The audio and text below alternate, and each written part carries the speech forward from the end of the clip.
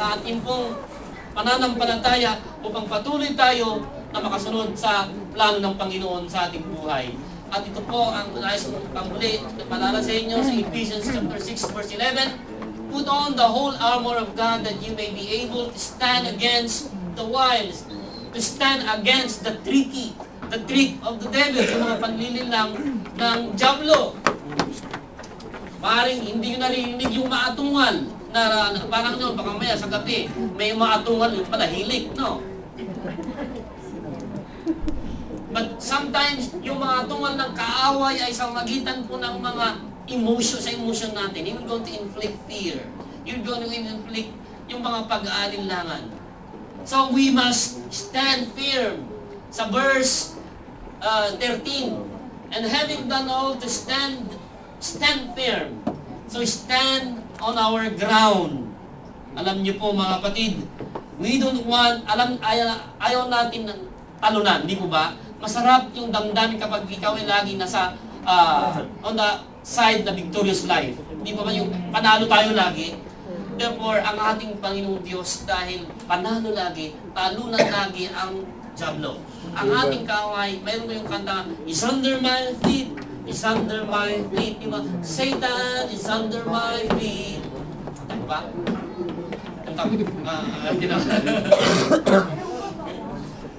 Is under our feet. Satan is a loser, enemy. Hindi na siya manalo. Nananalo lang siya kapag binigyan mo na siya ng access sa buhay. Kaya don't give any foothold. Kaya sabi ng Saint Apostol Pablo, do not give him a foothold in our life and even our minds. Huwag niyong hayaan. Oppose him. Resist him. Amen? He will, alam niyo po, ang gawin ni Satanas, he will try to rob our joy, our peace. Kaya sa John chapter 10 verse 10, naparito ang diablo upang nakawin yung, di ba, kagalakan ng isang Kristiyano. Steal, kill, and destroy. Babalik ka rin ko una, steal. Iwi reshuffle, steal. Kapag ang isang magnanakaw, di po ba, hindi nagpapaalam.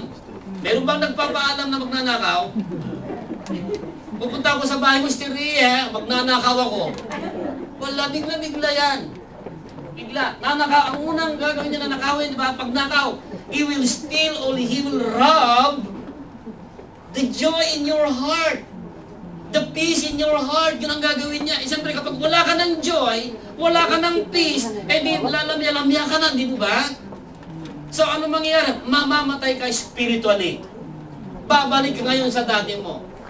But, ang sabi na sa John chapter 10 verse 10, Jesus has came that we may have an abundant life.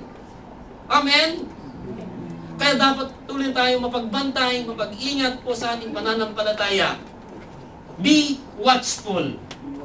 At ito po ang nais na parating ng ating Panginoon sa magitan ng Apostol Pedro na tayo po ay magbantay. Dahil mayroon po tayong kaaway na mapanlinlang. He is the father of all lies, si Satanas. Ang sabi ng Apostol Pablo, our battle does not belongs sa atin. Ang ating kaaway ay is not against flesh and blood. Pag sinabing flesh, di ba? Hindi laman.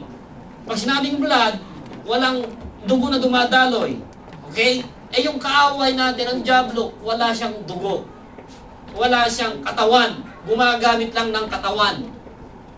Ganun po ang ginagawa ng diablo. Kaya our battle is not against flesh and blood, but our battle is against the rulers and principalities of this world. Walang iba kundi ang diablo. But we are on the God's side. A victorious life is on us. Yun po ang biyaya ng Diyos. Kaya kung dadagdagan niyo po yung ating binasa dun sa verse 8, kung dadagdagan niyo po dun sa verse 10, and the God of all grace. Dahil sa biyaya ng Diyos, yung biyaya ng the God of all grace, ibibigay lahat ng Panginoon yung biyaya na kailangan natin. Yung provision na kailangan mo upang mapagtagumpayan ang kaaway. The God of all resources.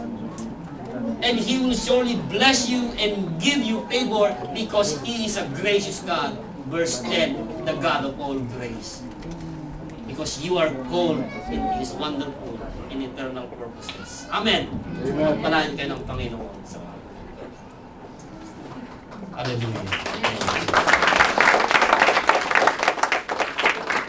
Tayo po ay hinugod manalangin. Ama naming Diyos, salamat po Panginoon sa hapon na ito. Na kayo po Panginoon ay nangusap sa bawat isa sa amin. At sa hapon na ito, if you need the help of the Lord na mapagtagumpayan ng mga pagsubok sa buhay mo, baka nakasila ka ng kaaway, maaaring natukso ka ng kaaway at nakasama ka doon sa bitag ng bitag ni Satanas. Jesus wants to lift you up. Maybe He's like a roaring lion na nag-i-inflict sa'yo ng fear, trying to depress you. But when you are down, you cannot lift up your spirit, your emotion. But here, sa oras na ito, nandyan po ang Panginoong Jesucristo na mag-lift up sa'yo, giving you encourage na magpatuloy at mapagbantay. The battle belongs to the Lord. Whether you like it or not, every day mayroon po tayong nakakaaway, gumagamit ng mga circumstances sa buhay natin, sitwasyon sa buhay natin upang talunin tayo. But napaka-biyaya po ang ating Panginoon dahil sinusuportahan niya tayo. He provide everything we need upang tayo ay managumpay sa ating pananampalataya. And we want to destroy the works of the devil in our life. In the name of Jesus. And you, Satan, you have no authority sa aming buhay. Kung ikaw, Satanas, ay mag-inflict ng fear, you're going to depress us sa magitan ng mga emosyon namin. You, Satan, you have no authority sa buhay namin. In the name of Jesus. Opo, Panginoon, palayahin mo ang aking mga kapatid na sa mga circumstance ng kanyang buhay na tayo natatakot sila or maaaring alipin sila o addicted sila sa mga paninigalo, alcohol or overspending. In the name of Jesus. In the name of Jesus. Salamat po Panginoon dahil pinalayan niyo po ang bawat isa sa amin. Purihin ka po Panginoon, Lord God. Lord, palagi kami nabubuhay sa katagumpayan dahil tagumpay ka pa, nagpagtagumpayan mo na po Panginoon. Salamat po Panginoon dahil ang aming kaaway ay talunan. Kasama ka namin. Ni kailanman hindi kami matatalo dahil kasama ka namin. At salamat sa banal na Espiritu na siyang tumutulong lagi sa amin. Hallelujah. Purihin ka o Diyos. Ito ang aming panalangin sa pangalan ni Jesus. Amen. Amen. Amen.